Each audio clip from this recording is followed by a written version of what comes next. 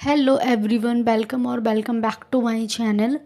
तो सबसे पहले तो मैं आप लोगों को सॉरी बोलना चाहती हूँ कि मैंने बोला था कि मैं डेली वीडियो पोस्ट करूँगी कि मैं क्या पढ़ती हूँ क्या नहीं। तो आप लोग भी उसके अकॉर्डिंग साथ के साथ तैयारी कर सकते हैं। But being a teacher is not a easy. इतना सारा काम हो जाता है। लिटरली मैंने 29 या 30 आईपी तैयार करी है और भी 2 दिन के अंदर। वो बिल्कुल भी ईजी नहीं होता है। स्कूल का इतना सारा काम हो जाता है, फिर स्कूल से आने के बाद घर पे मेरी खुद की पढ़ाई रहती है, तो उस वजह से वीडियो का भी टाइम नहीं मिलता है। वीडियो बनाने के लिए भी हमें 1 से 1.5 घंटे तो चाहिए ही होता है, बल्कि उससे ज़्यादा ही चाहिए होता है।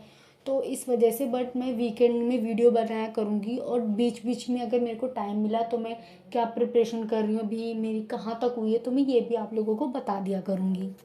तो जैसा कि मैं हमेशा बोलती हूँ अपनी हर वीडियो में कि मैं शुरुआत हमेशा रिवीजन से ही स्टार्ट करती हूँ। जो भी मैंने प्रीवियस पढ़ा था मैं सबसे पहले उसकी रिवीजन करती हूँ, देन मैं फिर कुछ करने बैठती हूँ। तो उसके बाद सबसे पहले मैंने पढ़ा था सीडीपी। तो सीडीपी में मैं अभी रिवीजन कर रही थी।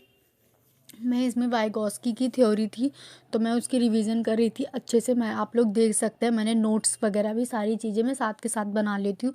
तो मैंने नोट्स वगैरह भी बना रखा है और मैंने क्लासेस ली थी, तो मैं उसकी अभी रिवीजन कर रही हूँ। रिवीजन के बाद फिर मैं अभी क्लासेस लूँगी। तो रिवीजन करने के बाद मैं अभी क्लासेस ले रही थी हिमांशी मैम की, क्योंकि मेरी बहुत सारी क्लासेस पेंडिंग ही रह जाती हैं। मैं क्या करूँ, इतना सारा काम हो जाता है ना कि आने के बाद बहुत सारी चीज़ें मेरी छूट ही जाती हैं। तो मैं भी क्लास ले रही थी। मैं आप लोगों को बता देती हूँ कि कॉन्सेप्ट बहुत ही ज़्यादा ज़रूरी। जितना आपका कॉन्सेप्ट क्लियर रहेगा, जितना आपको चीज़ें पता रहेगी हर चीज़ के बारे में, उतने ही अच्छे से आप लोग पेपर अटेम्प्ट कर पाएंगे। आप लोगों को ये नहीं करना कि बस हम किसी तरह करके सिलेबस कंप्लीट कर लें, नहीं, आपको बिल्कुल भी ऐसा नहीं करना।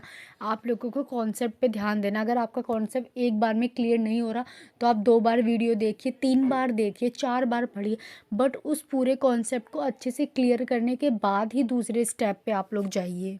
और सीडीपी तो एक ऐसा सब्जेक्ट है जो हर सब्जेक्ट में आ रहा है। हिंदी में भी आ रहा है, ईवीएस में भी आ रहा है, इंग्लिश में भी आ रहा है, हिस्ट्री साइंस, वो हर में आ रहा है। तो अगर आपकी सीडीपी स्ट्रांग होगी और अच्छी होगी, और आपको अगर सारे कॉन्सेप्ट आपके क्लियर है, तो बाकी सब्जेक्ट के भी अपने आप ही हो जाएंगे।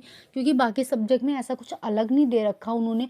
बस अगर आपको सीडीपी में या ईवीएस में ईवीएस कैसे पढ़ाने के तरीके बता रखे हैं, तो हिंदी इंग्लिश में वो बता रखा है। बाकी सेम ही ना, बच्चे को हर एक चीज़ में तो हमें एक्टिव ही रखना है।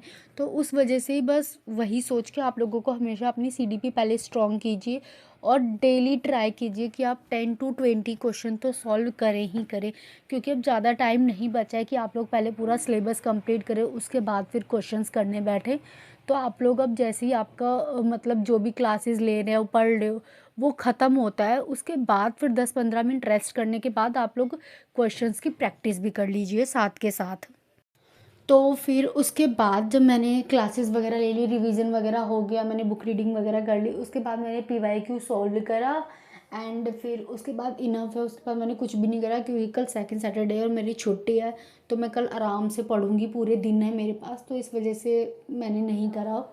और मिलते हैं फिर नेक्स्ट वीडियो में। Bye bye, take care.